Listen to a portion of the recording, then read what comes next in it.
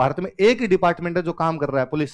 ये कोचिंग चल इसलिए रही है क्योंकि कॉलेजों में पढ़ाई उस दिन जब वहां पढ़ाई होने लग जाएगी। सरकारी नौकरी वाले को अपने भी तो इंपॉर्टेंस देते हैं ना, क्यों देते हैं? कॉलेज जाके क्या करेगा कि ग्रेजुएशन के बाद कोई भी बच्चा आरएस का एग्जाम दे सकता है। तो ग्रेजुएशन करो, ग्रेजुएशन में जो पढ़ा है उसके आधार पर आरएस का पेपर दो। समस्या तो वहां है कि ग्रेजुएशन में पढ़ाई नहीं है। मैं हमेशा ही कहता हूं कि जब तक कॉलेज वाली शिक्षा बर्बाद है तब तक हमारा पेट पल रहा है। जिस दिन कॉलेजों में पढ़ाने लग जाएगी उस दिन कोचिंग बंद हो जाएगी। पहले हम बच्चों के ये फर्स्ट ईयर सेकंड ईयर वाले एडमिशन नहीं लिया करते थे। दिलीप सर सेमिनार में जाके बोलते कि एकमात्र कोचिंग स्प्रिंग बोर्ड होगी, इसमें सर सेमिनार में जाकर देखो फर्स्ट ईयर सेकंड ईयर का एक बीट टाबर हमारी कोचिंग में नहीं आना चाहिए। हमारी कोचिंग में आओ तो या तो फाइनल के बाद आओ, ग्रेजुएशन करके आओ, या फिर भी ज्यादा किसी को मचमची लग रही है तो फाइनल में आ जाओ, उससे पहले नहीं आना चाहिए। अरे छोटे छोटे बच्चे तो आने नहीं चाहिए। फिर भी घर वाले भेजते, बच्चे भी आते, एडमिशन भी लेते, कई झूठ बोल बोल के लेते। बच्चा फर्स्ट ईयर में हमें आकर था मैं फाइनल में, फिर पता चलता कि यार ये फर्स्ट ईयर के अंदर ही था, इसने झूठ बोल के एडमिशन लिया।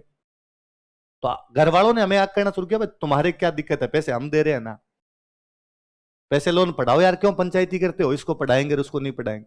तो हमारा घर वालों को कहना था क्यों पढ़ाना है इसको, उनका अगला सवाल तो क्या करे फिर ये, कॉलेज भेजो, कॉलेज जाके क्या करेगा। सवाल तो ये एक्सप्रेशन है, कॉलेज जाके क्या करेगा। इसलिए बाद में इस साल फर्स्ट ईयर वालों बच्चों का बैच अलग बनाया, यार इन बच्चों के बैच अलग प्रकार के होने चाहिए, क्योंकि इन आप वाले बैच के अंदर दिक्कत आनी शुरू हुई कि एक ग्रेजुएशन किया हुआ बंदा उसकी मैच्योरिटी का लेवल अलग होता है, एक 12th किया हुआ बच्चा होता है उसका मैच्योरिटी का लेवल अलग होता है। अब क्लास में बैठ के आपको क्या बात करनी, किस प्रकार से समझानी, वो फिर लेवल ही समझ में नहीं आ रहा कि यार कहां से बात की जाए, कहां से बात नहीं की जाए।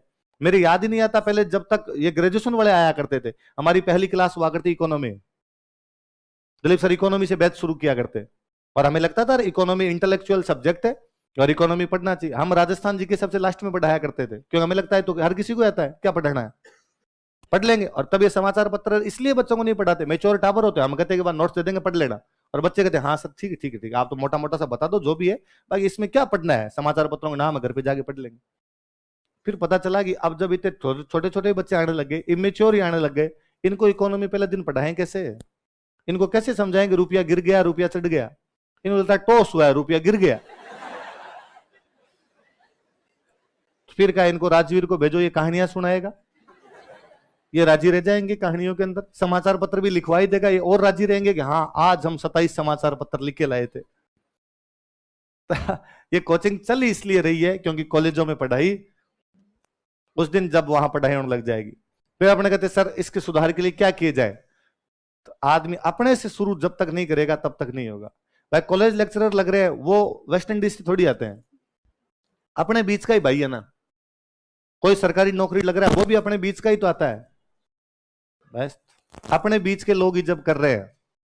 अपने भी आज किसको इंपॉर्टेंस देते हैं, सरकारी नौकरी वाले को अपने भी तो इंपॉर्टेंस देते हैं ना, क्यों देते हैं, जबकि अपने को पता है कि इस आदमी से पूरी जिंदगी में घर नहीं बनेगा, जैसे तैसे गुजारा करेगा, टावरों को ढंगी स्कूल में पढ़ाया नहीं जाए सरकारी स्कूल सरकारी नौकरी के भरोसे।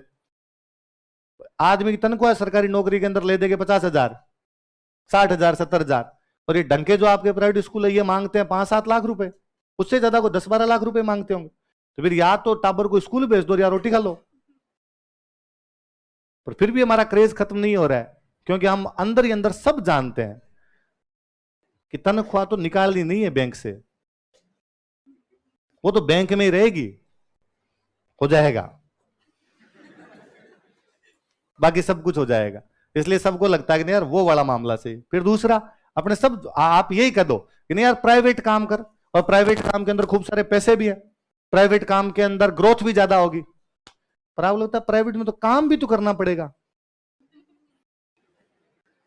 समस्या तो वो भी है ना कि काम क्यों करना है, इधर आपको काम भी तो नहीं करना।